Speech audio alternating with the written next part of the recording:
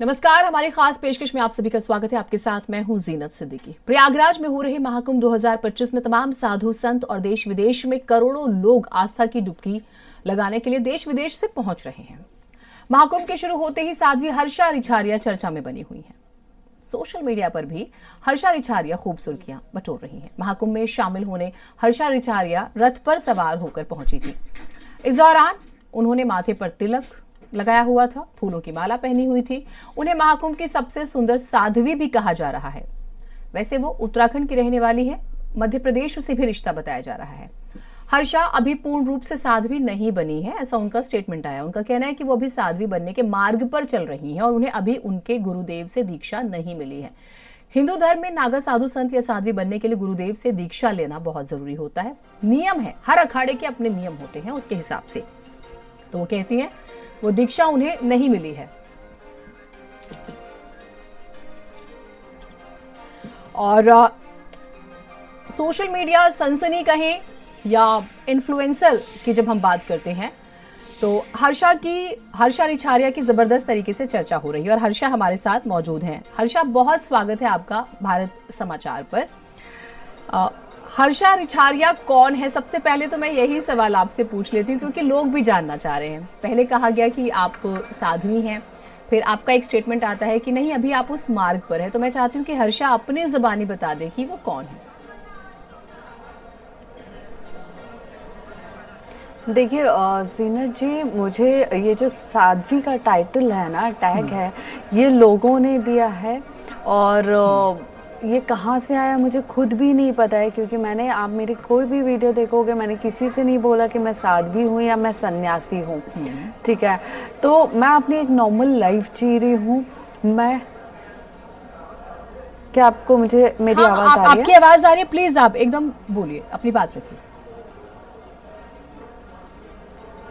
जी जी, तो मैं अपनी सादगी से एक ज़िंदगी जी रही हूँ और मेरा जो प्रोफेशन था एक्टिंग का, एंकरिंग का, वो क्विट करके मैं मुंबई से जो है यहाँ पे उत्तराखंड में शिफ्ट हुई हूँ और कुछ महीनों से मैं वहीं रह रही हूँ, अपनी साधना कर रही हूँ, पूजा पाठ कर रही हूँ, योगा कर रही हूँ और अपनी जीवन शैली बहुत शांति से मैं गुजार रही हूँ। हर्षा, एक बेसिक सा सवाल आता है हम सभी के जहन में कि हर कोई लग्जरी चाहता है, ग्लैमर चाहता है, नेम फेम चाहता है और बहुत स्ट्रगल करता है और इसकी वजह से स्ट्रेस में रहता है। ऐसा क्या हुआ सडनली आपको लगा कि नहीं यू विल गेट पीस, कि आप स्पिरिचुअलिटी में आएंगी, आध्यात्म की तरफ आएंगी, तभी आपको सुकून मिलेगा? क्या ऐसा हुआ? वो कौन सा ऐसा इंसिडेंट था या काफ़ी समय से कुछ चल रहा था जो आप शेयर करें हमारे साथ?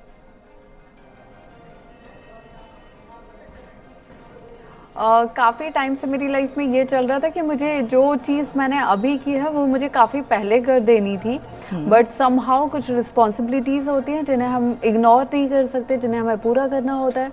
तो उसके चलते मुझे अपनी फैमिली, अपना काम भी देखना था, अपनी चीज़ें भी देखनी थी और जब मुझे सही समय लगा कि हाँ अब मैं थोड़ा सा साइड में हो सकती हूँ और अब मैं वक्त खुद को दे सकती हूँ, अपनी साधना को दे सकती हूँ, तो मैं तुरंत अपना बैग लेके उत्तराखंड आ गई और मैंने वो टाइम खुद को देना फिर उचित समझा। मैं इसका रिस्पेक्ट करती हूँ और हम सभी रिस्पेक्ट करते हैं आपके डिसीजन का। मैं बहुत सारे ट्रोलिंग्स, कंट्रोवर्सीज उन सब पे बाद में आऊँगी, लेकिन कोई स्पेसिफिक इंसिडेंट जो आप शेयर करना चाहें। लोग जो हैं बहुत ज़्यादा आप जानते हैं कि कुछ भी करने को तैयार रहते हैं नेम फेम के लिए। ऑल्दो मैं आऊँगी, आपके इंस्टाग्राम पे 1.1 मिलियन जो हैं फॉलोअर्स हो गए हैं, बट कोई एक इंसिडेंट जो आप शेयर करना चाहें। आपने कहा बहुत सारी चीज़ें ऐसी हुई, स्पेसिफिक कोई जो आप शेयर करें।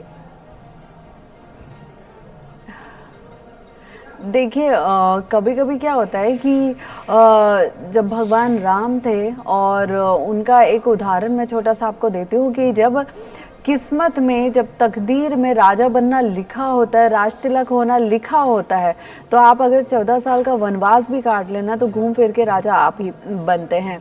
मैं ग्लैमर छोड़ के आई थी, मैं लाइमलाइट छोड़ के आई थी, मैं सब कुछ छोड़ के आई थी सादगी से अपनी ज़िंदगी जीने के लिए और मुझे पता ही नहीं चला कि मैं फिर कब दोबारा लाइमलाइट का हिस्सा बन गई हूँ। वो सब आपके सामने है।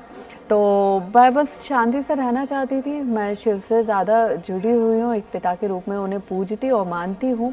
तो कहीं ना कहीं अब मुझे लाइफ में पीस की ज़रूरत थी, सुकून की ज़रूरत थी, जिसके लिए मैं ये सब कर रही हूँ। वैसे वैसे तो देखिए, स्पेसिफिक कभी भी हम हमारे भाव बदल जाए उसकी कोई एज नहीं है, लेकिन इट्स टू अर्ली, ये बहुत जल्दी हो गया। फैमिली में कौन कौन है और फैमिली का रिएक्शन क्या रहा? परिवार से बात हुई होगी, परिवार एग्री था?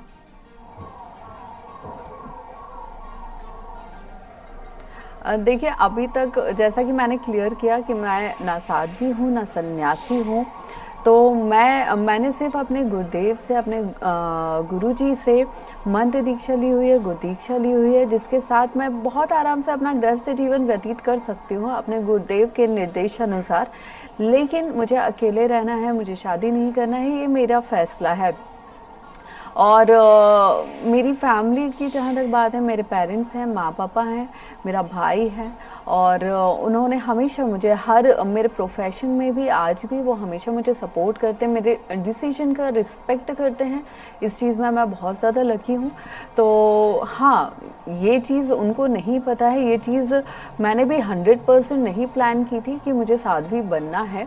आगे क्या होगा क्या नहीं होगा, ये तो देखिए महादेव की मर्ज़ी है। अच्छा, महादेव की मर्जी की आप बात कर रही हैं, तो मुझे थोड़ा सा ये बात ठीक है, महादेव और आपने राजा राम का जिक्र किया कि अगर जीवन में आपको आपका राज्याभिषेक लिखा हुआ है, नियति में लिखा हुआ है, तो वो आपका होकर रहेगा, और अगर संघर्ष है तो वो भी आपको झेलना ही होगा। आपने कहा कि आप आज़ाद हैं अपने तरीके से बिल्कुल। ज़िंदगी जीने के लिए, तो ये डिसाइडेड है कि आप शादी नहीं करेंगी फ्यूचर में? हाँ, मैं तो नहीं करना चाहती हूँ। नहीं, लेकिन अब देखिए, इट्स टू अर्ली कि आप आध्यात्म की तरफ आ गई एज के हिसाब से, लेकिन अब देयर चांसेस, कई बार ऐसा होता है कि हम एकदम से चेंज होते हैं। वैसे हम आपके हर निर्णय का रिस्पेक्ट करते हैं। फैमिली कई बार थोड़ा सा सवाल उठा रही होती है, तो क्या फैमिली ने बिल्कुल कुछ नहीं कहा, हर तरह से सपोर्ट किया? नहीं, देखिए, फैमिली को इफ़ेक्ट करती हैं ये चीज़ें, क्योंकि जब बच्चे होते हैं, एक ही बेटी हो एक ही बेटा हो, तो फैमिली के पेरेंट्स के बहुत सारे एक्सपेक्टेशंस होते हैं, उनको लेके बहुत सारी उम्मीदें होती हैं, ख़ास तौर पे शादी को लेके। तो लेकिन मुझे लगता है कि अब मैं नहीं करना चाहती हूँ, और इस चीज़ का वो रिस्पेक्ट कर रहे हैं कि हाँ ठीक है। और आगे चल के क्या होता है क्या नहीं होता है, ये किसी को नहीं पता है। और बाकी मैं मोस्टली जो भी डिसीजंस लेती हूँ, जो भी चीज़ें करती हूँ, मैं सबसे पहले उसे अपने गुरुदेव से पूछती हूँ, उनकी परमिशन लेती हूँ, उसके बाद मैं चीज़ों में आगे बढ़ती हूँ। एक कंट्रोवर्सी जो है, मैं ये देख रही थी, जो स्पेशली सोशल मीडिया पर आई, कुछ लोग आपको ट्रोल कर रहे थे आपके इंस्टाग्राम के कुछ पोस्ट को देख के, और ऑल्दो ये सब आपकी अपनी चॉइस भी है, उसमें एक होस्टिंग डेस्टिनेशन वेडिंग का जिक्र था बैंकॉक का, कि पास्ट लाइफ में आपने जो है वहाँ पर होस्टिंग की थी, या आप इवेंट्स में काम करती थी। पास्ट लाइफ को लेके बहुत सारे सवाल उठ रहे हैं कि हर्षा अभी कैसे बन सकती हैं साध्वी, उसके लिए तो पूरी एक जर्नी होती है। तो मैं चाहूँगी आप अपने पास्ट के बारे में थोड़ा सा खुलकर बताएं। मैंने जैसा कि आपको बोला कि मैं साध्वी नहीं हूँ। साध्वी की एक अपनी लंबी जर्नी होती है, तपस्या होती है, बहुत सारे रिचुअल्स होते हैं, बहुत सारे संस्कार होते हैं, और मेरा कुछ भी नहीं हुआ है। और अभी इस बारे में मेरी और मेरे गुरुदेव की कोई बात भी नहीं हुई है, ठीक है। तो वो चीज़ तो ख़त्म हो गई। अब रही बात कि मैं बैंकॉक गई हूँ या मैं दुबई गई हूँ, मैं म्यांमार गई हूँ या मैं नेपाल गई हूँ, मैंने वहाँ जाके काम किया है, मैंने शोज़ किए हैं, सारी चीज़ें सब मेरे इंस्टा पे ओपनली है। मेरा एक पब्लिक अकाउंट है जिसमें हर चीज़ इजीली कोई भी चेक कर सकता है, मुझे उसमें कोई प्रॉब्लम नज़र नहीं आती है। और इसमें ट्रोल करने जैसा भी कुछ नहीं है, क्योंकि मैं लोगों के लिए एक इंस्पिरेशन, एक एग्जाम्पल सेट करना चाहती थी कि आप किसी भी प्रोफेशन से बिलोंग करते हो, लेकिन जब कभी लाइफ में ना कोई एज नहीं होती है डाइवर्ट होने की या हृदय परिवर्तन की। आपका हृदय कभी भी परिवर्तित हो सकता है किसी भी दूसरी दिशा में जाने के लिए। अगर मैं उस प्रोफेशन से निकल के, उस जोन से निकल के आज यहाँ पे हूँ, तो मुझे लगता है वो खुद में एक एग्जाम्पल है कि कोई भी ये कर सकता है। तो इसमें ट्रोल करने जैसा या नेगेटिव बोलने कमेंट करने जैसा कुछ भी नहीं है। इनफैक्ट जिन लोगों ने ये पोस्ट किया है ये चीज़ें, मैं उनको थैंक्स बोलती हूँ कि उनकी तरफ से और लोगों के सामने ये चीज़ आएगी तो उनको ये समझ में आएगा कि हाँ, डाइवर्जन कभी भी हो सकता है, उसका एज से, जेंडर से, लुक से कोई लेना देना नहीं है। आप भक्ति के रास्ते पे कभी भी आ सकते हैं, लेकिन उसमें सबसे ज़्यादा ज़रूरी है कि ईश्वर ने आपको चुना हो उस भक्ति के लिए। ये मैं आपकी बात का रिस्पेक्ट करके, और मैं भी ये बात ज़रूर कहूँगी कि हम भी रिस्पेक्ट करते हैं। कोई एज नहीं है, कोई टाइम पीरियड नहीं है, कोई बाउंडेशन नहीं है, कोई कभी भी कुछ भी फैसला ले सकता है।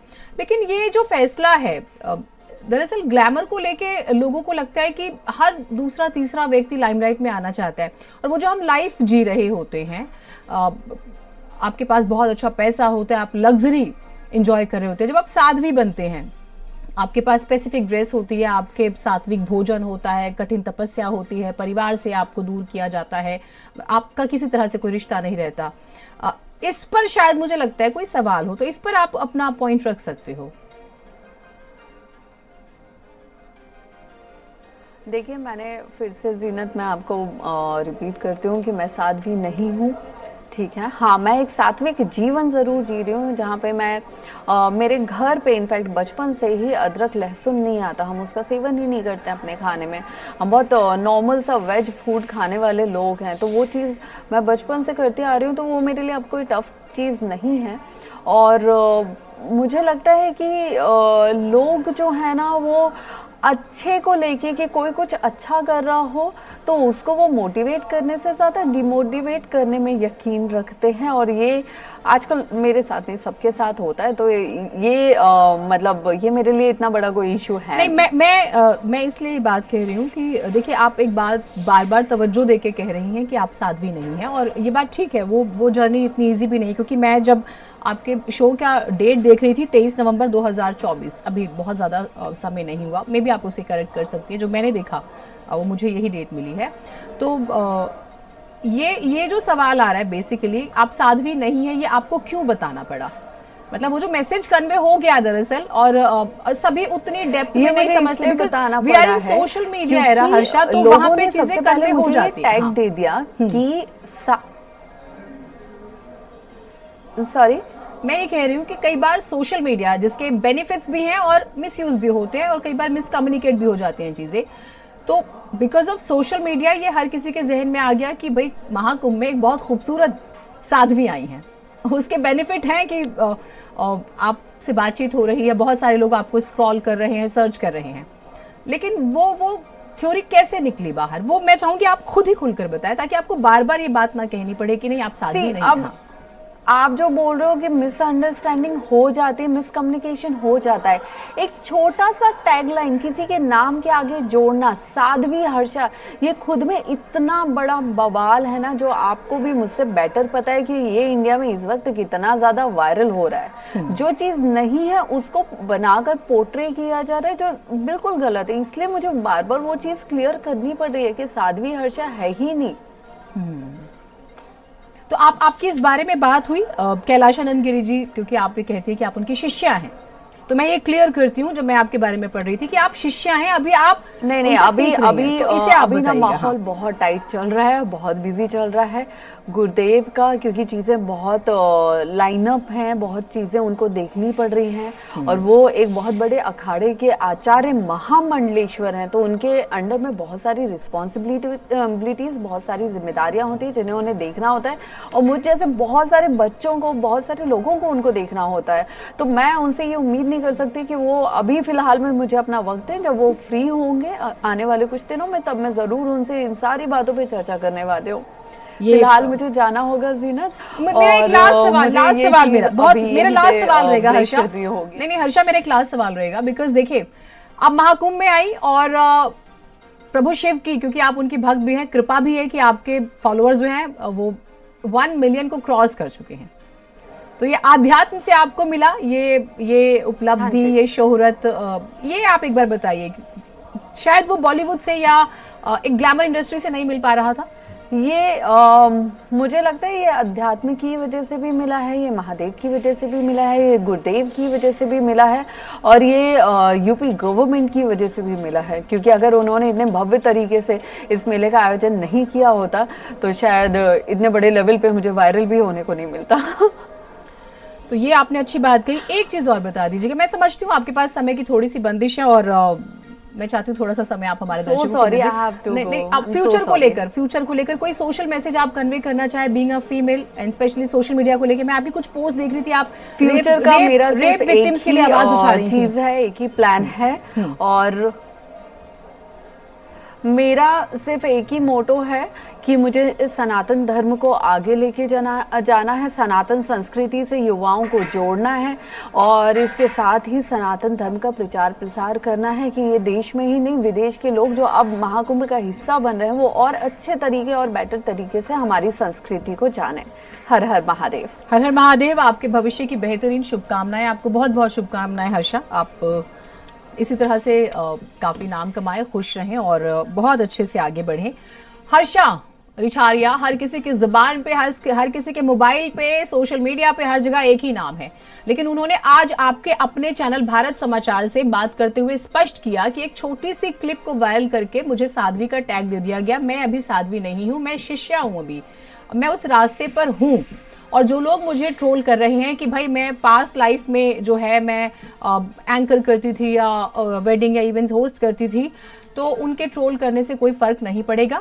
किसी का हृदय परिवर्तन कभी भी हो सकता है, और शांति जो है हम सबका अधिकार है, और शांति की तलाश में मैंने आध्यात्म को चुना है।